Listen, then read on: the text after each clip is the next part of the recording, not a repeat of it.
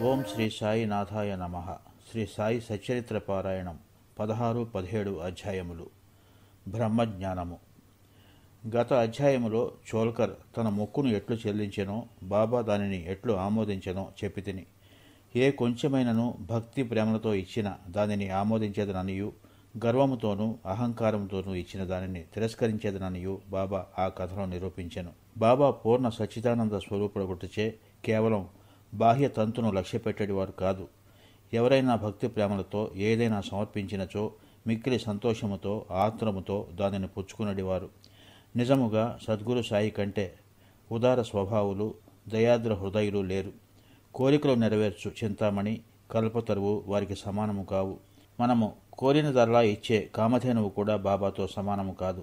ఏలన అవి మనము కోరినవి మాత్రమే ఇచ్చును. కానీ సద్గురువు అచింత్యము అనుపలభ్యము అయిన ఆత్మ సాక్షాత్కారమును ప్రసాదించును. ఒకనాడొక ధనికుడు సాయిబాబా వద్దకు వచ్చి బ్రహ్మజ్ఞానమును ప్రసాదించుమని బతిమాలెను. ఆ కథ ఇచ్చట చెప్పుదును.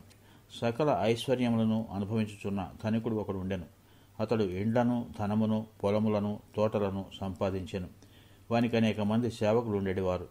బాబా కీర్తి వాని చెవుల పడగానే షిరిడీకి పోయి బాబా పాదములపై పడి బ్రహ్మజ్ఞానమును ప్రసాదించుమని బాబాను వేడుకొనేదనని తన స్నేహితునితో చెప్పెను. తనకు వేరేమియూ వలదనియూ, బ్రహ్మజ్ఞానము పొందినచో తనకు మిక్కిలి సంతసము కలుగుననియూ చెప్పెను. ఆ స్నేహితుడు ఇట్లనెను: బ్రహ్మజ్ఞానమును సంపాదించుట అంత సులభమైన పని కాదు. ముఖ్యముగా నీ వంటి పేరాశ గల వానికి అది మిగుల దుర్లభము. ధనము, భార్య, బిడ్డలతో తేలి మునుగుచున్న నీ వంటి వానికి బ్రహ్మజ్ఞానము ఎవరిచ్చేదరు? నీవొక పైసా అయినా దానము చేయనివాడవే. నీవు బ్రహ్మజ్ఞానమునకై వెదుకున్నప్పుడు నీ కోరిక నెరవేర్చువారెవరు? తన స్నేహితుని సలహాను లక్ష్య పెట్టగా రాను పోను టాంగాను బాడుకకు తీసుకుని అతడు షిరిడీకి వచ్చెను. మసీదుకు పోయి బాబాను చూసి వారి పాదములకు సాష్టాంగ నమస్కారం చేసి ఇట్లనెను: బాబా, ఇక్కడికి వచ్చిన వారికి ఆలస్యం చేయక బ్రహ్మమును చూపెదరని విని నేనింత దూరం నుంచి వచ్చి తిని. ప్రయాణముచే నేను మిక్కిలి బడలి తిని. మీరు బ్రహ్మజ్ఞానమును ప్రసాదించినచో నేను పడిన శ్రమకు ఫలితం లభించును. బాబా ఇట్లు బదులు చెప్పెను: నా ప్రియమైన స్నేహితుడా, ఆతృత పడవద్దు. త్వరలో ఇప్పుడే నీకు బ్రహ్మమును చూపెదను. నాది నగదు బేరమే గాని అరువు బేరము కాదు. అనేక మంది నా వద్దకు వచ్చి ధనము, ఆరోగ్యము, పలుకుబడి, గౌరవము, ఉద్యోగము, రోగ నివారణము మొదలగు ప్రాపంచిక విషయములనే అడుగుదురు. నా వద్దకు వచ్చి బ్రహ్మజ్ఞానము ఇవ్వమని అడుగువారు చాలా తక్కువ. ప్రపంచ విషయములు కావలెనని అడుగువారికి లోటు లేనే లేదు. పారమార్థిక విషయమై యోచించువారు మిక్కిలి అరుదు. కావున నీ వంటి వారు వచ్చి బ్రహ్మజ్ఞానము కావలెనని అడుగు సమయము శుభప్రదమైనది, శ్రేయోదాయకమైనది కనుక సంతసంతో నీకు బ్రహ్మమును దానికి సంబంధించిన వారిని అన్నింటినీ చూపెదను. ఇట్లని బాబా వానికి బ్రహ్మమును చూపుట మొదలెడెను. వానిని అక్కడ కూర్చుండమని ఏదో సంభాషణలోకి దించెను. అప్పటికి అతడు తన ప్రశ్న తానే మర్చినట్లు చేశాను. ఒక బాలుని పిలిచి నందుమారువాడి వద్దకు పోయి 5 రూపాయలు చేబదులు తెమ్మనెను. కుర్రవాడు పోయి వెంటనే తిరిగి వచ్చి నందు ఇంటి వద్ద లేడనియూ, వాని ఇంటి వాకిలికి తాళం వేసి ఉన్నదనియూ చెప్పెను. కిరాణా దుకాణదారు బాలా వద్దకు పోయి అప్పు తెమ్మని బాబా అనెను. ఈసారి కూడా కుర్రవాడు ఒట్టి చేతులతో తిరిగి వచ్చెను. ఇంతకిద్దరు ముగ్గురి వద్దకు పోగా ఫలితం లేకపోయెను. సాయిబాబా సాక్షాత్తు పరబ్రహ్మ అవతారమేనని మనకు తెలియను. అయినచో 5 రూపాయలు అప్పు చేయవలసిన అవసరమేమి? వారికి అంత చిన్న మొత్తంతో ఏమి పని అని ఎవరైనా అడగవచ్చును. వారికి ఆ డబ్బు అవసరమే లేదు. నందు మరియు బాల ఇంటి వద్ద లేరని వారికి తెలిసియే ఉండును. ఇది అంతయు బ్రహ్మజ్ఞానము కోరి వచ్చిన వాని కోసం జరిపించి ఉందురు. ఆ పెద్ద మనిషి వద్ద నోట్ల కట్ట ఉండెను. అతనికి నిజముగా బాబా వద్ద నుంచి బ్రహ్మజ్ఞానము కావలసి అనొచ్చో బాబా అంత ప్రయాసపడుచున్నప్పుడు అతడు ఊరకనే కూర్చుండడు. బాబా ఆ పైకమును తిరిగి ఇచ్చివేయునని కూడా వానికి తెలియను. అంత చిన్న మొత్తమైనప్పటికీ వాడు తెగించి ఇవ్వలేకపోయాను. అట్టి వానికి బాబా వద్ద నుంచి బ్రహ్మజ్ఞానము కావాలనట. నిజముగా బాబా యందు భక్తి ప్రేమలు కలవాడెవడైనను వెంటనే 5 రూపాయలు తీసి ఇచ్చి ఉండునే గాని ప్రేక్షకుని వాళ్ళ ఊరికే చూచుచూ కూర్చుని ఉండడు. ఈ పెద్ద మనిషి వైఖరి శుద్ధ విరుద్ధముగా నుండెను. వాడు డబ్బు ఇవ్వలేదు సరికదా బాబాను త్వరగా బ్రహ్మజ్ఞానం ఇవ్వమని తొందర పెట్టుచుండెను. అప్పుడు బాబా ఇట్లనెను: ఓ మిత్రుడా, నేను నడుపుచున్న దానిని అంతటినీ గ్రహించలేకుంటేవా ఏమి? ఇచ్చట కూర్చుండి నీవు బ్రహ్మమును చూచుటకై ఇదంతయో జరుపుచున్నాను. సూక్ష్మముగా విషయమిది. బ్రహ్మమును చూచుటకు 5 వస్తువులు సమర్పించవలను. అవి ఏవనా? 1 పంచప్రాణములు, 2 పంచేంద్రియములు, 3 మనస్సు, 4 బుద్ధి, 5 అహంకారము. బ్రహ్మజ్ఞానము లేదా ఆత్మ సాక్షాత్కారమునకు పోవు దారి చాలా కఠినమైనది. అది కత్తి వాదర వలె మిక్కిలి పదునైనది. అట్టనుచూ బాబా ఈ విషయమునకు సంబంధించిన సంగతులన్నీ చెప్పాను. వానిని క్లుప్తముగా ఈ దిగువ పొందుపరిచితిమి. బ్రహ్మజ్ఞానము లేదా ఆత్మ సాక్షాత్కారమునకు యోగ్యత. అందరూ తమ జీవితంలో బ్రహ్మమును చూడలేరు. దానికి కొంత యోగ్యత అవసరం. 1. ముముక్షుత లేదా స్వేచ్ఛనందుటకు తీవ్రమైన కోరిక.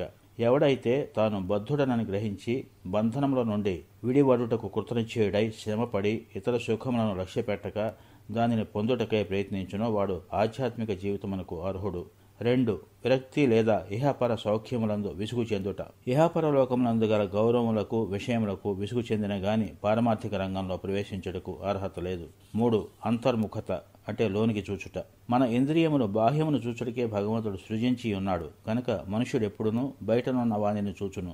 కానీ ఆత్మసాక్షాత్కారము లేదా మోక్షమును కోరువాడు దృష్టిని లోపలకు పోనిచ్చి లోపల ఉన్న ఆత్మను ఏకధ్యానంతో చూడవలయను. 4. పాప విమోచన పొందుట. మనుష్యుడు మార్గం నుండి బుద్ధిని మరలించినప్పుడు, తప్పులు చేయుట మాననప్పుడు, మనసు చెలింపకుండా నిలబెట్టలేనప్పుడు జ్ఞానం ద్వారా కూడా ఆత్మసాక్షాత్కారమును పొందలేడు. 5. సరి అయిన నడవడి. ఎల్లప్పుడూ సత్యమును పలుకుచు తపస్సు చేయుచు లోన చూచుచు బ్రహ్మచారిగా నుండిన గాని ఆత్మసాక్షాత్కారం లభించదు. 6. ప్రియమైన వాని కంటే శ్రేయస్కరమైన వానిని కోరుట. లోకంలో 2 తీరుల వస్తువులున్నవి. ఒకటి మంచిది, రెండవది ప్రీతికరమైనది. మొదటిది వేదాంత విషయములకు సంబంధించినది, రెండవది ప్రాపంచిక విషయములకు సంబంధించినది. ఈ రెండునూ మానవుని చేరును. వీనిలో ఒకదానినే అతడు ఎంచుకొనవలెను. తెలివి గలవాడు మొదటి దానిని అనగా శుభమైన దానిని కోరును, బుద్ధి తక్కువవాడు రెండవ దానిని కోరును. 7. మనస్సును ఇంద్రియములను స్వాధీనమందు ఉంచుకొనుట. శరీరము రథము, ఆత్మ దాని యజమాని, బుద్ధి ఆ రథమును నడుపు సారథి. మనస్సు కళ్యము, ఇంద్రియములు గుర్రములు, ఇంద్రియ విషయములు వాని మార్గములు. ఎవరికి గ్రహించు శక్తి లేదో, ఎవరి మనసు చంచలమైనదో, ఎవరి ఇంద్రియములు అస్వాధీనములో వాడు గమ్యస్థానమును చేరలేడు. చావు పుట్టుకల చక్రములో పడిపోవును. ఎవరికి గ్రహించు శక్తి గలదో, ఎవరి మనసు స్వాధీనమందున్నదో, ఎవరి ఇంద్రియములు స్వాధీనమందుండునో అంటే బండి నడుపువాని మంచి గుర్రము వలె ఎవడు తన బుద్ధిని మార్గదర్శిగా గ్రహించి తన మనసును పగ్గంతో లాగి పట్టుకొనగలడో వాడు తన గమ్యస్థానమును చేరగలడు, విష్ణు పదమును చేరగలడు. 8. మనస్సును పావనము చేయుట. మానవుడు ప్రపంచంలో తన విధులను తృప్తిగా ఫలాపేక్ష లేకుండా నిర్వర్తించని ఎడల అతని మనసు పావనం కాదు.